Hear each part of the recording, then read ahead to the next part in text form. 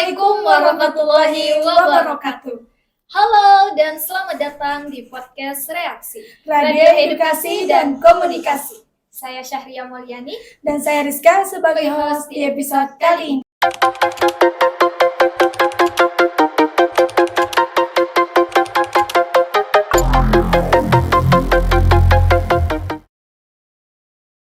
Nah, di episode kali ini kita kedatangan narasumber kita yang sangat luar biasa nih Pak ya. Mungkin bisa memperkenalkan terlebih dahulu nih Pak. Oke. Bismillahirrahmanirrahim. Assalamualaikum warahmatullahi wabarakatuh. Waalaikumsalam warahmatullahi wabarakatuh. Kalau nama lengkapku Kanjeng Gusti Pangeran Adipati Aryo Kusen Kailanovic Bosenmainski SAG MA PhD. Itu setelah ke Rusia. Sebelum ke Rusia, Kusen Kailanovic ora bisa Mainski. Panggilannya Kiai Cepu. Pasti banyak orang bertanya, Cepu itu apa? Mata-mata intel. Sering. Cepu adalah kota kecil di mana itu aku dilahirkan. Kenapa kok disebut Kiai Cepu? Sepulang aku dari Rusia, aku memimpin pondok pesantren. Nah, pesantren yang aku pimpin ini adanya di Jombang. Nah, santriku manggil Kiai Jombang. Aku menolak. Mengapa? Karena aku merasa bukan orang Jombang, sekalipun pondok pesantrennya di Jombang. Karena itu, aku meminta pada santriku, panggil saja aku Kiai Cepu, karena aku berasal dari Cepu. Oh, jadi lebih akrab dipanggil Kiai Cepu ya Pak? Yes. Cepu tahu ya? Iya Pak. Mana itu? Ujung Jawa Tengah. Nah, di pembahasan kita kali ini kita akan membahas tentang seni budaya dalam bermuhammadiyah. Wah, sangat menarik ya Kak ya. Iya, betul. Nah, sebelum itu kita ketahui dulu apa sih itu seni budaya. Oke, jadi seni budaya adalah kesenian dan kebudayaan. Seni budaya dapat diartikan sebagai pemahaman masyarakat bahwa seni itu adalah ciptaan manusia yang memiliki keindahan secara turun-menurun dari generasi ke generasi selanjutnya. Nah, seni budaya juga dapat diartikan bahwa seni budaya itu aktivitas yang dapat mengekspresikan ide-ide dan untuk mewujudkan kemampuan dan imajinasi pandangan atas beberapa benda, karya, ataupun suasana. Seperti itu. Dan mungkin langsung bertanya kepada narasumber. Kenapa pakai mungkin? Oke, bagi Mbak, kita kan sebagai Muhammadiyah, warga Muhammadiyah, bagaimana sih pandangan Bapak tentang budaya itu sendiri? Oke, berarti membicarakan budaya dulu. Iya. Saya akan menyampaikan hubungan agama dan budaya. Jadi saya tidak mendefinisikan, tapi bisa-bisa. Nah, untuk menerangkan ini, saya akan menggunakan kaidah fikih. Kaidah fikih. Nah, di Muhammadiyah jarang ya, ada tokoh Muhammadiyah di dalam menyampaikan pakai kaidah fikih. Bukan berarti nggak tahu, tapi jarang.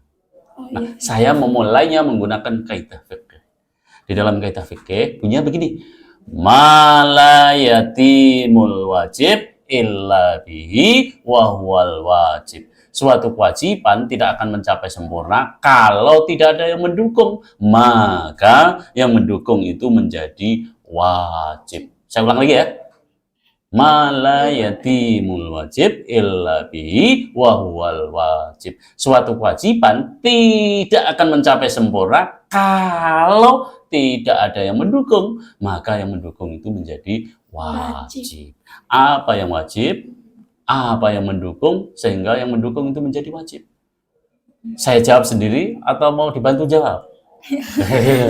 Saya jawab dewi, tak jawab dewi, saya jawab sendiri. Apa yang wajib? Contohnya sholat 5 waktu. Kalau tidak sholat, man tarokah sholat muta'amidan fakot kafaro jiharo. Barang siapa yang nggak sholat, maka dia kafir. Dan dalam kafir orang masuk neraka. Berarti sholat itu menjadi wajib. Apa yang mendukung? Yang mendukung menutup aurat. Sebab kalau nggak menutup aurat, sholatnya tidak sempurna. Pertanyaannya adalah, untuk menutup aurat pakai apa? Pakai daun jati boleh? Boleh nggak? Boleh. Tapi kan gatal. Allahu Akbar. Nggak nyaman. Diganti daun pisang. Mau? Ya boleh. Boleh. Oh, daun pisang dijahit jadi baju, kemudian kita pakai sholat. Allahu Akbar. Baru rukuk. Nggak aman. Ganti plastik. Boleh? Boleh. Allahu Akbar. Apalagi kalau sholatnya terawih. Aduh, pakai plastik. Sudah plastik, transparan lagi. Ya Allah, mati pingsan nanti. Boleh, tapi tidak nyaman. Pertanyaannya adalah, yang paling nyaman apa? Kain. Kain adalah produk budaya. Kalau tidak ada kain, maka sholat kita tidak sempurna. Kalau tidak ada kain, adik-adik, Imawan, Imawati atau BEM nih? KPI yang pasti ya, KPI Universitas Islam Ahmad Dahlan. Oh, ini anak buahnya Pak Asriyadi ya. Pantes pinter-pinter. Oke, jadi mengadakan kain hukumnya wajib. Kalau tidak ada kain, maka tidak mungkin pelaksana agama terlaksana. Berarti hubungan antara agama dan budaya satu kesatuan. Nggak bisa dipisahkan. Nggak bisa dipisahkan. Jadi, kain tadi namanya produk budaya. Contoh yang kedua. Adik kalau mau naik haji kemana? Naik haji, Sinjai. Aliran sesat. Seluruh naik haji harus ke Mekah. Untuk ke Mekah nggak mungkin ikut kayak Doraemon yang pling, nggak mungkin ya. Nah, itu Doraemon cuma ada di imajinasi gitu. Terus yang paling mungkin harus pakai sarana karena ada laut. Boleh nggak pakai perahu getek itu, pinisi yang ini? Boleh. Tapi kalau pakai perahu kecil, apalagi rakit, mati. Ombaknya besar, apalagi kalau ombaknya yang tiga, tenggelam. Yang paling aman pakai kapal gede, tapi lama, bisa 2 tahun. Maka orang berpikir gimana ya agar cepat muncullah pesawat. Perahu, getek, pinisi, kapal, pesawat disebut produk budaya. Namanya budaya transportasi. Jadi adik-adik, yang namanya budaya itu tidak seni. Seni bagian kecil dari budaya. Berarti ada budaya pertanian, budaya kehutanan, budaya kelautan, budaya pendidikan, budaya hukum, budaya pasar, budaya bisnis, budaya pemilu, budaya agama. Apalagi banyak. Nah, ini budaya transportasi. Jadi kalau nggak ada budaya transportasi, bisa nggak orang Indonesia naik haji? Tidak bisa. Mala yatimul wajib illa bihi wahwal wajib. Suatu kewajiban tidak akan mencapai sempurna kalau tidak ada yang mendukung, maka yang mendukung itu menjadi wajib. Tapi kalau dicari Al-Quran bahwa kain itu wajib, ketemu nggak? Ada nggak ayatnya? Ayat harus pakai baju kalau nggak dosa, ada nggak di Qurannya? Ada. Coba ayat berapa? Memang ada ayat yang Al-Quran, manusia pakailah baju kalau enggak kamu dosa, ada nggak? Enggak. Ada nggak hadisnya? Kalau kamu nggak pakai baju maka kamu dosa, ada nggak? Enggak ada. Nggak ada di Quran, nggak ada hadis, bukan berarti tidak ada bisa hukum. Ada 2 dalil, namanya dalil akli dan dalil nakli. Ketika nakli tidak ditemukan, maka dalil akli. Dalil akli itu dalil akal, dalil pemikiran. Nah, apa yang saya sampaikan tadi, judulnya usul fikih. Usul fikih itu dalil akli, yang judulnya malayadimul wajib. Nah, itu bukan hadis, bukan Quran. Tapi dengan cara seperti itu, kalau begitu, budaya kain wajib atau tidak? Wajib. Berarti kalau begitu, agama dan budaya bisa dipisah? Tidak bisa. Tidak bisa. Begitu adik-adik. Begitu pemirsa. Cukup itu atau masih ada saya lanjutkan? Atau mau ada yang mau ditanyakan? Masih ada nih Pak, kita Oke. mau bertanya. Nah, seperti tadi yang dijelaskan tentang agama dan budaya, hubungannya itu saling terkait kan.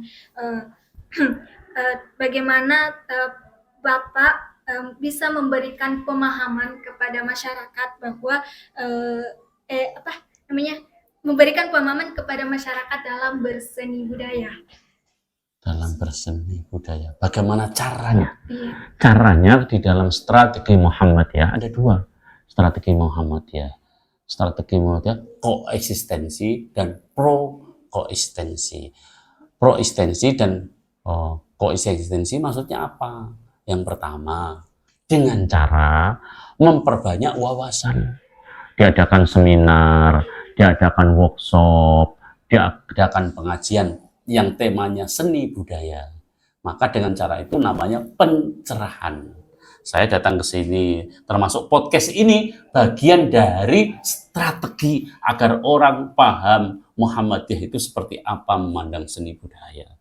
Nah, jadi itu. Nah, strategi kedua, kalau yang strategi pertama itu sifatnya teoritis wawasan, maka keputusan dari Munas Tarjih Muhammadiyah terkait strategi budaya Muhammadiyah yang kedua adalah mesti diperbanyak praktek pentas teater, pentas tari, kemudian pameran seni. Nah, itu bagian dari cara bagaimana agar orang-orang tahu loh. Nah, contoh, aku datang misalnya, aku kebetulan selain sebagai wakil ketua lembaga seni budaya, wakil ketua pimpinan Pusat Muhammadiyah, saya juga di anggota lembaga seni budaya Majelis Ulama Indonesia, Peradaban Majelis Ulama Indonesia Pusat. Nah, saat itu kumpul, kemudian saya baca puisi. Orang pada kaget, orang pada terkesima, kemudian berkata, loh, ternyata di Muhammadiyah ada senimannya tuh. Berarti itu cara saya bagaimana memberitahu orang bahwa Muhammadiyah itu berkesenian. Tanpa harus saya mengatakan, menulis, dengan cara saya praktek, maka orang tuh, oh Muhammadiyah tuh. Sehingga kemana-mana, Husain adalah orang Muhammadiyah. Nah, begitu. Ada dua cara ya, Iya, bagi Muhammadiyah. Begitu. Oke. Nah, agak sedih yang di bagian kedua Pak, yang praktiknya. Kan ada banyak tuh seni-seni yang dilakukan, misalkan seni tari, seni ini, dan banyak masyarakat yang yang Mengharamkan. iya, banyak yang mengharamkan, khususnya di agama kita, di agama Islam. Seperti itu Pak. Bagaimana pandangan Bapak? Oke, haram itu dibagi dua. Ingat-ingat ya, haram dibagi dua. Haram bidzat, haram biilat. Haram bidzat itu haram, zatnya itu memang haram. Contoh, khamr. Khamr itu mau sedikit, mau banyak, mau diolah apapun yang namanya khamr haram. Haram karena zat. Dua, babi. Babi mau sedikit, mau banyak, pokoknya dosa. Diapapun olahnya namanya haram. Haram seperti ini namanya bidzat. Sebaliknya haram biilat adalah haram karena sebab. Contoh, ini apa namanya, Dek? Nah, pemirsa tapi nggak ngelihat ya, pemirsanya nggak ngelihat. Ini namanya Panada. kue panada. Nah, kue panada ini halal atau haram?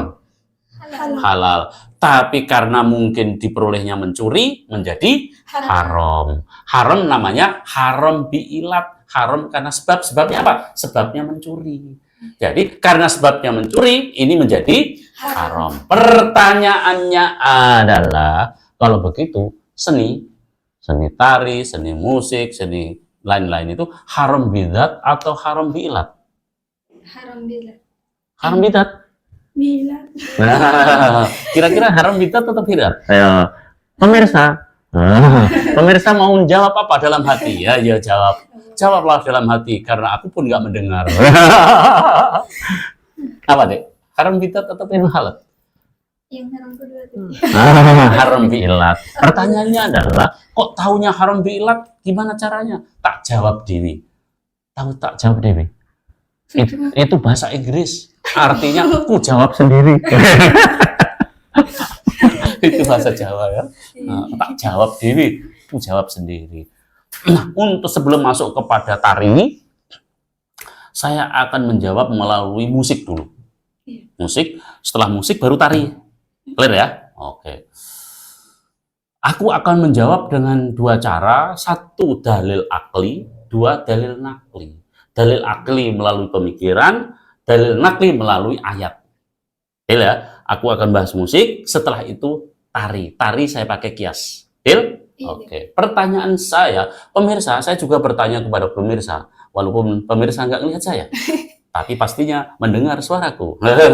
Pertanyaan saya adalah, wahai pemirsa yang saya cintai di seluruh Nusantara, saya saat ini berada di kampus Universitas Islam Ahmad Dahlan yang tercinta. Pertanyaannya adalah tentang musik. Musik itu haram atau tidak sih? Pemirsa, jawab ya. Diwakili jawabannya oleh host. Apa dong host? Ayo. Apa dong host? Ini bukan UTS loh ya. Apa host?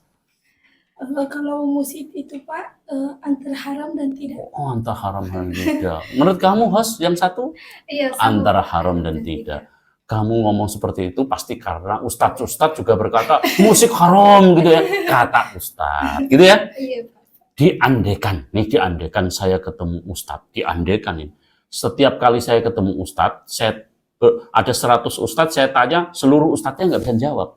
Jadi, kalau ustadznya nggak bisa jawab, apalagi muridnya gitu ya. Muridnya justru lebih pinter. Pertanyaan saya kepada ustadz itu begini, nanti wakili jawab ya. Mungkin nggak bisa mengharamkan sesuatu, tapi tanpa mengetahui definisi. Nggak mungkin ya? Iya. Kalau begitu, sebelum mengharamkan, pertanyaan saya kepada pemirsa yang akan diwakili, pertanyaan saya kepada ustadz yang diwakili oleh host. Wahai host, wahai ustadzah, musik itu apa sih? Ya. Pemirsa, kalau jawabannya memuaskan, nanti akan saya biayai ke Jawa. Oh, Jawanya tak tanggung. Kamu naik kapal, naik getek. Ayo, apa itu pemirsa? Host. Musik adalah Sesuatu yang bisa kita ya sudah. dengan mempunyai irama, dengan mempunyai Ya, sudah. Senyum sudah jawaban. Musik adalah gitu ya. Nih, kalau orang yang nggak pernah belajar ilmu musik, ilmu budaya, mustahil. Para ustadz mustahil bisa jawab karena nggak pernah belajar ilmu musik. Karena musik haram kan ini. Musik adalah, saya definisikan 3 kali. Musik adalah bunyi-bunyian yang terikat oleh nada dan irama. Nada tinggi rendahnya suara, irama lembut dan cepatnya bunyi-bunyian. Saya ulangi, berarti terakhir. Musik adalah bunyi-bunyian yang terikat oleh nada dan irama. Contoh, saya jadi imam, Allahu Akbar. Ada tinggi, ada rendah, ada cepat, ada lambat. Bunyi-bunyian nggak? Maka itu musik. Maka seluruh Al-Quran mengandung musik. Maka kalau ada ustadz mengatakan musik haram, dia nggak boleh jadi imam. Ar-Rahman, iyyaka na'budu wa iyyaka nasta'in, ihdinas siratal mustaqim. Tinggi, rendah, pelan, bunyi-bunyian yang terikat. Itu musik. Yes. Allahu Akbar, Allahu Akbar. Musik. Itu kita salah. Ini apa? Musik. Musik itu sumbernya dibagi 2. Ada yang dari alat musik, ada yang dari non alat musik. Contoh, ini dari non alat musik. Non alat musik. Kalau yang dari alat musik, gitar, ketipung, seruling. Tiba-tiba musik yang ada apa? Yang ditiup haram. Oh, ya enggak. Musik itu bukan haram. Itu alat musik. Harus dibedakan antara alat musik dengan musik. Nah, maka kalau ada yang mengatakan gitar itu bukan musik, tapi alat musik. Maka semua bunyi-bunyian termasuk kentut itu musik. Yes. Coba baca bismillah dong. Bismillahirrahmanirrahim. Yang tartil coba. Bismillahirrahmanirrahim. Keren suaranya. Tinggi, rendah, pelan, lambat ya. Bunyi-bunyian yang terikat oleh nada dan irama disebut Musik. Kalau begitu haram atau tidak? Tidak. Ya. Maka kalau wahai host, wahai pemirsa, sampaikan kepada para ustadz-ustadzah yang hari ini mengatakan musik itu haram. Kalau dia haram, jewer, dia tarik kalau jadi imam. Oh, ustadz kamu nggak boleh jadi imam. Kenapa? Loh, imam itu seluruh bacaan Al-Quran mengandung Musik. kalau begitu musik haram atau tidak? Tidak. Menjadi haram karena ilat, karena sebab. Nah, hari ini dalil akli sudah, sekarang masuk nakli. Menggunakan ayat. Nah, baru saat itu bicara tari. Oke.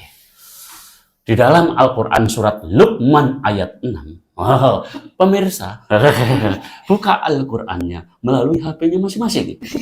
Klik UIAD Sinjai. Rata-rata para ustadz ketika membicarakan musik yang dibuka Al-Quran atau hadis?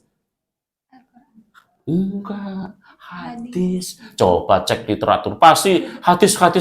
Padahal ada Al-Quran. Surat Luqman ayat 6. Ayo, hafal atau buka?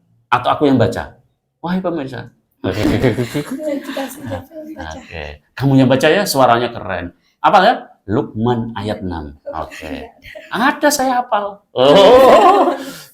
Ada suara kamu keren tadi. Nggak hafal? Nggak bawa HP? Ya sudah, tak bacain sendiri. Enggak. Alhamdulillah minasyaitonirrajim. Bismillahirrahmanirrahim. Wa minan nasi mayastaril lahwal hadisi. Apa ayat ini? Wa minan nasi mayastaril lahwal hadisi liyudhilla an sabilillah. Wahai pemirsa, apa artinya? Host, tahu artinya? Host sebetulnya tahu, cuman pura-pura nggak tahu. Bahwa host mahasiswa KPI, Komunikasi Penyiaran Islam, Universitas Islam, Ahmad Dahlan, orangnya tawadhu. Oh, keren. Orangnya pinter-pinter. Oh, cuman nggak menunjukkan kepintarannya. Keren. Insya Allah semuanya masuk surga. Amin. Karena itu kalau ingin masuk dan sukses, bergabunglah ke KPI di bawah pimpinan Muhammadiyah. Mas siapa? Sahabat saya seperjuangan, dosen kita yang terganteng, Bapak Asriadi. Insya Allah sukses. Jadi artinya begini, ada di antara manusia yang menggunakan omongan tidak berguna untuk menyesatkan jalan Allah. Saya ulangi ya, ada di antara manusia yang menggunakan omongan yang tidak berguna untuk menyesatkan di jalan Allah. Terus kemudian salah seorang sahabat bertanya kepada Ibnu Abbas, wahai Ibnu Abbas, aku bertanya apa? Di dalam Quran surat Luqman ayat 6 ada kata lahwal hadis. Kalau diterjemahkan itu omongan yang tidak berguna. Itu terjemahannya.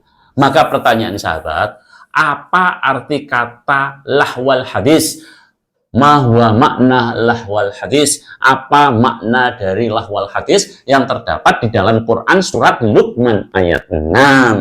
Kemudian Ibnu Abbas menjawab bahwa lahwal hadis yang terdapat di dalam Quran surat Luqman adalah nyanyian. Kalau begitu, berdasarkan penuturan Luqman, surat Luqman, penuturan dari Ibnu Abbas tadi, kalau begitu nyanyian menjadi tercela. Ada di antara manusia yang menggunakan nyanyian untuk menyesatkan jalan Allah, gitu ya. Iya. Kalau berhenti pada ayat ini, berhenti, maka menjadi sesat, menjadi salah. Harusnya nggak berhenti, itu harus koma. Kok koma? Harus dibaca asbabun nuzul. Jadi nggak bisa memaknai ayat ini hanya berdiri sendiri. Ada di antara manusia yang menggunakan nyanyian untuk menyesatkan jalan Allah. Wah, nyanyian begitu haram, nyanyian tercela. Yes, kalau di teksnya. Tapi apakah maksudnya gitu? Enggak begitu. Asbabun nuzulnya begini, Dek. Begini pemirsa. Dulu ada orang kafir. Terus kemudian bermaksud ketemu Nabi Muhammad. Dia penasaran Islam itu kayak apa. Maka dia kucuk jalan. Di tengah jalan dicegat sama orang kafir. Sama-sama kafir. Kamu ngapain? Mau kemana? Aku mau ketemu Muhammad. Ngapain kamu ketemu Muhammad? Aku mau tanya Islam. Hari ini kan viral nih. Orang menjadi pembicaraan tentang Islam, iman itu. Orang-orang pada masuk Islam itu. Apa sih Islam itu? Kok aku penasaran. Nah, kira-kira. Apa jawab mereka? Ngapain kamu cari Muhammad? Gila. Mending kita nyanyi-nyanyi. Nggak usah. Yuk kita nyanyi-nyanyi. Akhirnya diajak nyanyi. Nggak jadi ketemu Muhammad. Turunlah Quran surat Luqman ayat 6. Wa minan nasi mayyastaril lahwal hadis. Ada di antara manusia yang menggunakan nyanyian. Berarti yang dimaksud nyanyian di sini adalah nyanyian yang tujuannya mungkar. Tadi tujuannya apa? Menyesatkan di jalan. Mau ketemu Nabi Muhammad tapi dihalangi. Tujuannya berarti jelek kan? Maka nyanyian yang haram adalah yang nyanyian Tujuannya jelek, tujuannya mungkar. Berarti kalau tujuannya baik, boleh. Maka surat Luqman ini, nyanyian yang dimaksud adalah nyanyian yang mungkar. Maka segala sesuatu itu menjadi haram. Haram biilat, kan disebabkan 5. 1, dilihat dari tujuannya. 2, dilihat dari waktu dan tempat. Contoh, gitar boleh, nyanyi boleh. Tiba-tiba tidak tahu waktu, tidak tahu tempat. Pas azan zuhur, pas ya, Allahu Akbar. Tiba-tiba gitaran persis di depan imam.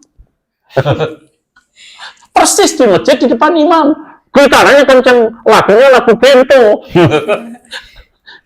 Menjadi haram. Karena tidak tahu tempat, tidak tahu waktu.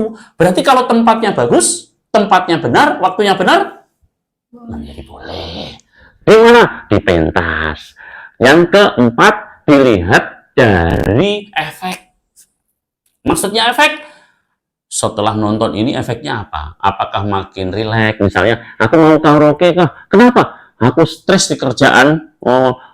Kerjaan ngitung duit, tapi bukan duitku. Nah, kan orang aku Kan begitu kan? Duit yang orang lain dihitung terus duitnya dewi nggak ada. Stres saya. Nah, Aku mau karaoke.